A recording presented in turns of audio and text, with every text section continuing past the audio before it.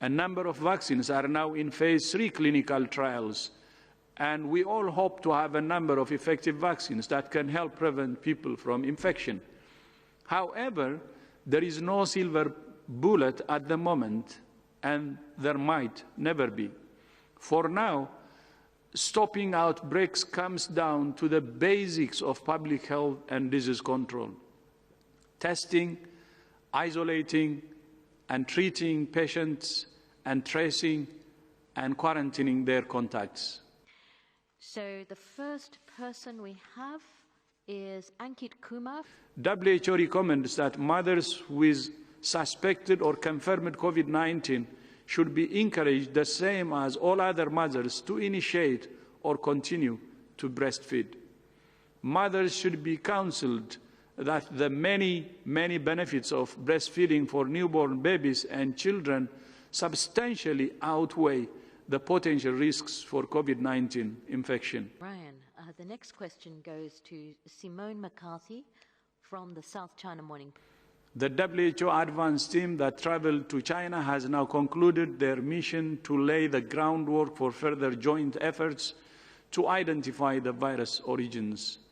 As a result of these efforts, WHO and Chinese experts have drafted the terms of reference for the studies and program of work for an international team led by WHO. The question is from Jamil Chaid, the Geneva correspondent for a range of Brazil. Yeah, the team is actually not back yet, and we obviously haven't had a chance to debrief them.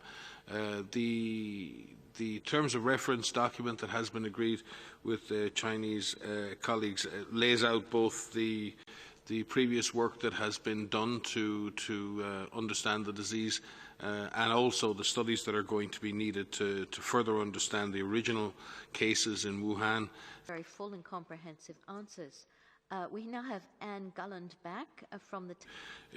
It would seem to me that in most countries that have experienced intense community transmission, the way out is long, and it requires a sustained commitment to doing many what on the face of it are very simple things, but are difficult to actually implement. Recently, of their first several deaths.